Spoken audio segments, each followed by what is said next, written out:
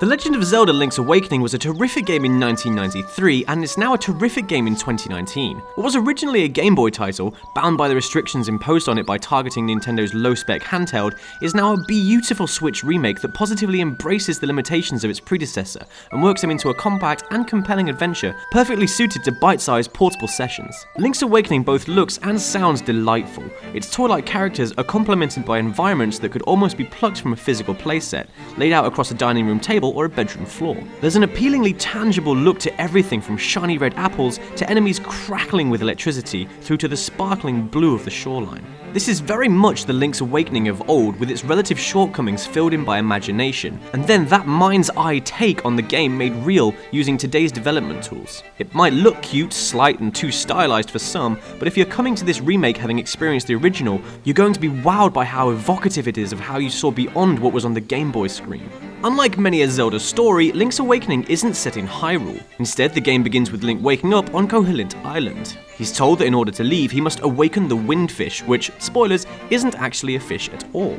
The Windfish rests within a gigantic egg on top of the island's highest mountain, and to stir it, Link must collect the 8 instruments of the siren, each of which is hidden in a dungeon guarded by a nightmare. And so begins one of the weirdest Zelda games to date, with several nods to other Nintendo series, most notably the Mario franchise with appearances from Piranha Plants, Goombas, and even Princess Peach, and a general air of oddness brought about in part by the game being somewhat inspired by the TV show Twin Peaks. Link's Awakening already underwent one revision in 1998, with a DX version released to support the Game Boy Color console. It added an all-new color-based dungeon, which also features in the remake. What isn't included here is another DX edition, the Camera Shop, but in its place is the remake-exclusive Dampe Shack. Visiting this little hut on the edge of Tal Heights allows the player to create their own Zelda dungeons, courtesy of interacting with a character who previously played the role of Graveyard Keeper in Ocarina of Time and Majora's Mask. These chamber dungeons can be arranged using rooms from previous explored dungeons on the map, and completing them will reward Link with extra rupees and more. Don't approach the chamber dungeons expecting the equivalent of Super Mario Maker for Zelda.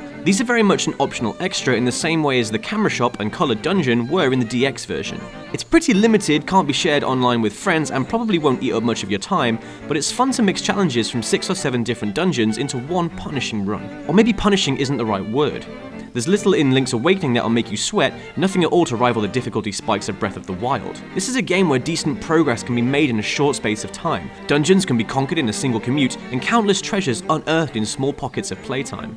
The map is small but densely packed with secrets, although you'll still make use of fast travel warp points, and while the terrain is fairly diverse, encompassing coastlines, forests, and deserts, there's nothing nearing the aggressively hostile environments of some Zelda games. Nevertheless, it's a world full of life with lots of strange but friendly locals to meet, trade with, and deliver letters for.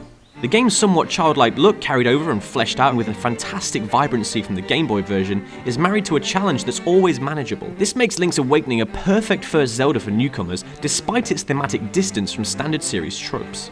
Link's Awakening is a joy to behold, an effortlessly charming revision of a long-loved entry in its series. As a remake, it doesn't present any innovations to the fore, the chamber dungeons aside, but it stands magnificently as a classic-styled Zelda game, now confidently capable of holding its own beside the all-timer that is the Super Nintendo's A Link to the Past.